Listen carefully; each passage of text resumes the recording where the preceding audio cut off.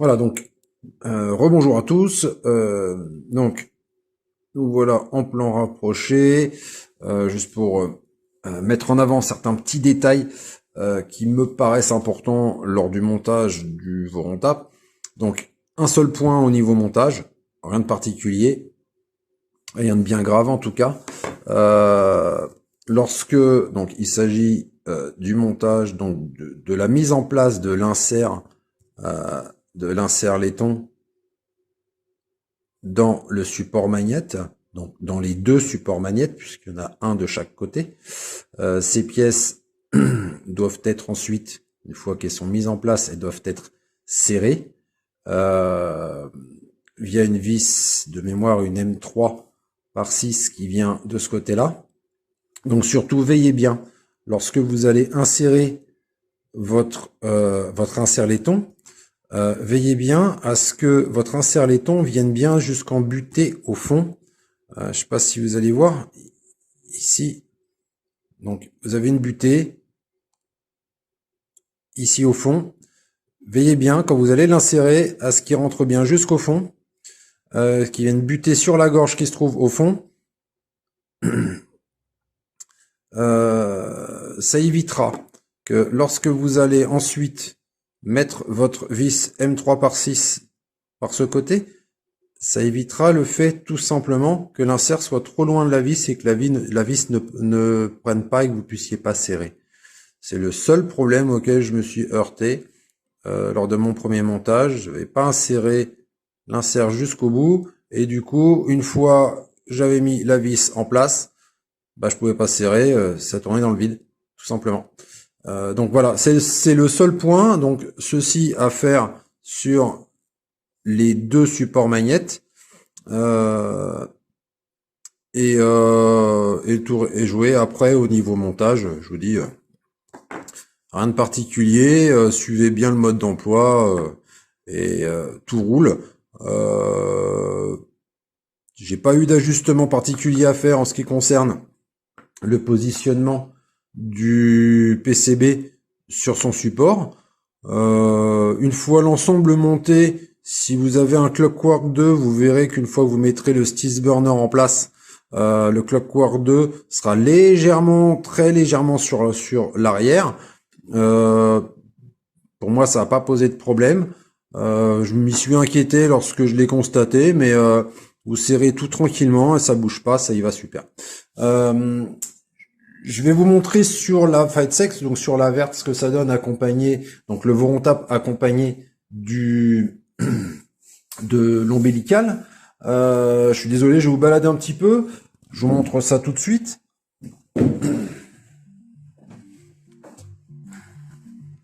Donc voilà. Donc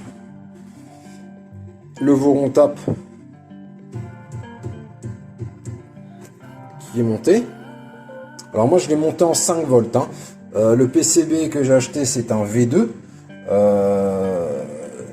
Je l'ai paramétré en 5 volts. La carte mère la MCU qui équipe le kit Fightsex c'est une carte Spider.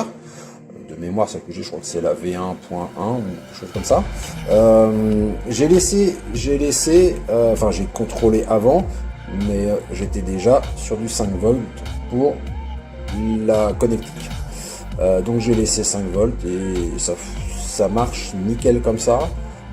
J'ai vu quelques messages passer comme quoi en 24 volts certains PCB arrivaient à griller tout simplement, des PCB V2 hein, je me suis pas documenté plus que ça, mais donc du coup je l'ai laissé 5 volts et ça y va super quoi. L'ombilical, les pièces imprimées que j'ai utilisées, que j'ai trouvé sur Printable, c'est le support de la tête d'impression qui se trouve ici et le support arrière. Il va falloir que je mette quelque chose un peu trop plat. Donc le support arrière et le support du Y end stop, ce qui m'a permis de supprimer les contacteurs qui se trouvent sur le portique, tout simplement. Donc le X et le Y, puisque avec le système le contacteur se trouve derrière. Il se trouve ici. Donc le N-Stop X se trouve directement sur le chariot. Et le Y, il est au fond. Donc on est quasiment sur du sur du N-Stop Relocated. Donc ça, c'était un mode qu'on connaissait bien.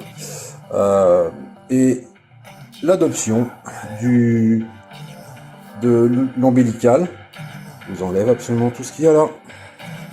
C'est propre. Enfin, moi j'apprécie parce que il y a quand même un certain gain de poids, enfin un gain de poids non négligeable sur le portique, et le résultat donne un montage que je trouve extrêmement propre. Voilà. Rien de plus à vous dire. Si, dernière chose, les lignes la configuration que l'on intègre dans le printer.cfg dans l'onglet probe fait que si la température de la tête d'impression est trop élevée, avant de faire un home Z, la température sera abaissée à 150 degrés. Tout ça pour éviter d'abîmer la buse lorsqu'elle vient en contact directement avec le plateau. Si je peux me permettre un petit conseil, dans l'absolu, le top du top, ce serait de modifier cette température à 150 degrés. J'ai eu l'extrémité de la première buse qui s'est légèrement déformée, du coup j'ai eu un bouchage de buse. J'ai baissé cette température à 140, je crois que c'est aux alentours des 140 degrés, et depuis je n'ai aucun problème du tout. C'est la seule précaution à prendre.